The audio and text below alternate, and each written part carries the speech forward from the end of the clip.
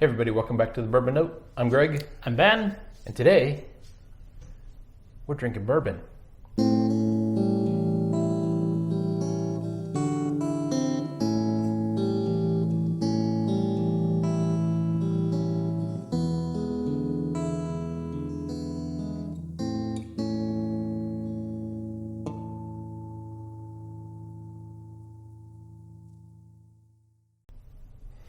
All right, Ben, let's uncork a bottle. A fresh bottle. A fresh bottle that we've never had touched. before. That we've never, ever had before. All right, bring it in. Well, bad news. This is not going to be a fresh uncorking or uncapping. This is Early Times Bottled in Bond. Brown-Forman product. 100 proof, obviously, because it's bottled in bond, at least 4 years. And about a week ago, we uncorked this on camera. And we could even drop in a clip of it where we're wearing different clothing. I'm not sure I am, honestly. As long as it's bourbon, it's fun. But this one's going to be a little different for us. Okay. So this is Early Times Bottled in Bond. I've never seen this before. Well, there's a reason for that. They don't sell it in Minnesota. But we had no microphones. And so unless you want a mime type review, we need to work on those. There's audio in those videos, but it's bad. It's really terrible. We're in a very kind of empty, big, no carpet room, so without the mics, it just doesn't sound great. Yep. So the reason we did that is because this is not available in Minnesota.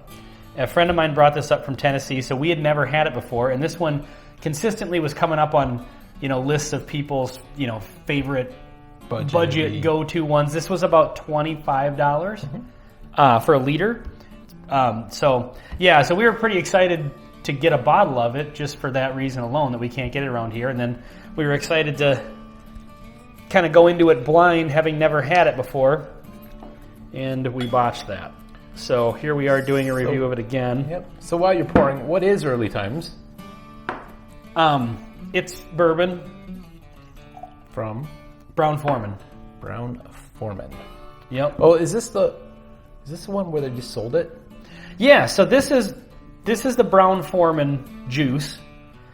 This was just sold within the last couple years to Sazerac. That's correct. Okay. So in a little, I'm glad you brought that up because I would have totally forgot about that. So in a little bit here, this is going to be different. Now I think Sazerac bought the remaining stock. Mm-hmm. But they'll blend it and.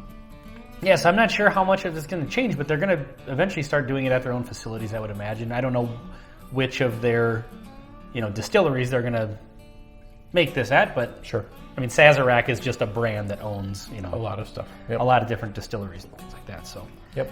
So it's it'll be interesting. I have another bottle of the Brown-Forman stuff, so maybe when the Sazerac stuff comes out, it'd be fun to do like a side by side and see if there's a big difference.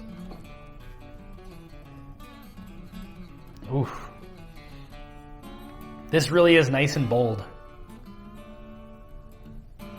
Immediate brown sugar on the nose. Yeah. Lots of sweetness.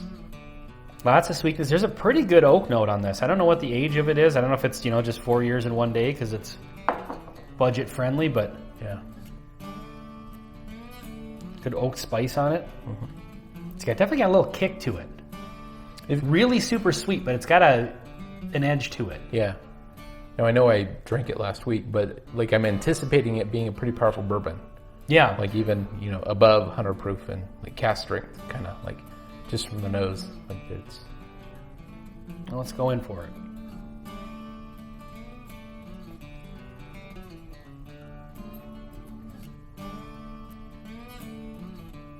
Wow. That is so rich. So rich. Lots of almond. Mm-hmm.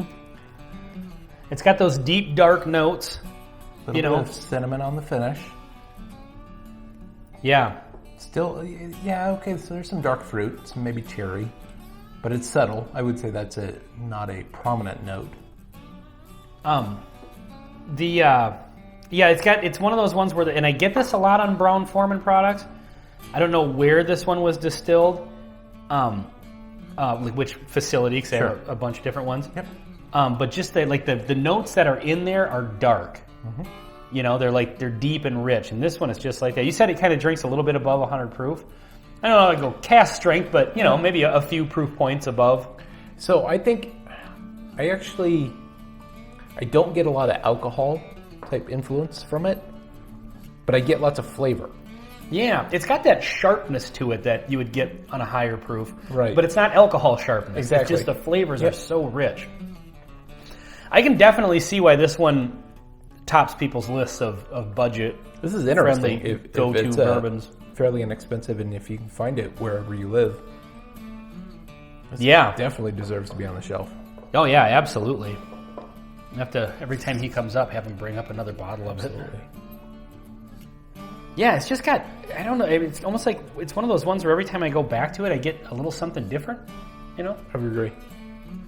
And that's a quality that you see on maybe higher quality bourbons, where they really, they tend to change sip to sip, where they kind of like a new experience every time. Still have a great finish, but every taste is kind of unique. Yeah, it is. And it leaves, it's got a mouthfeel to it. It almost leaves that kind of sting in your mouth like a higher proof bourbon would. Yep. You know? A little bit of numbness almost. You know how if you're drinking a cask strength or something like that, your tongue kind of gets a little numb. And, yeah, I'm kind of getting that from this a little bit. Yeah, I agree. But yeah, this is really good. I mean, this is a solid, if you live someplace where this is and you haven't had it yet, definitely go out and get a bottle. This is a solid daily drinker sort of thing. You can't go wrong with it. So what do you think Sazerac's going to do with this? Just, are they going to keep, selling Early Times and Early Times Bottle and Bond? And I think so. Yeah. I mean, I think that's the intent, is they're just buying the brand. But I imagine at one of their facilities or whatever. Now, who knows? Maybe it'll start being distilled at Buffalo Trace, and then it'll become impossible to find. I'm wondering if it'll be Buffalo Trace Early Times, maybe change the mash bill slightly, and then it becomes a Buffalo Trace that you can find because it's a high output type bourbon. To be honest, now that I've had it, I would just kind of wish it would just stay the way it is. I agree. It's pretty impressive actually. I would think that they produce a lot of this. Just it's not available in Minnesota. Yeah, and I'm not sure why that is. I don't know what the method behind the madness is of why distribution. I get some limited releases and things like that aren't distributed nationwide. They're specific states, and it sucks if you live in a state that doesn't get it. But when it's a budget-friendly liter bottle, they obviously have enough stock of it.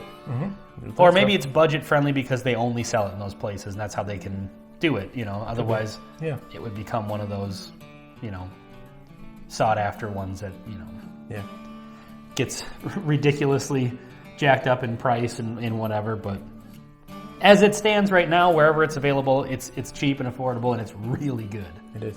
So, all right. Well, this has been Early Times Bottled and Bond. I'm Ben. I'm Greg.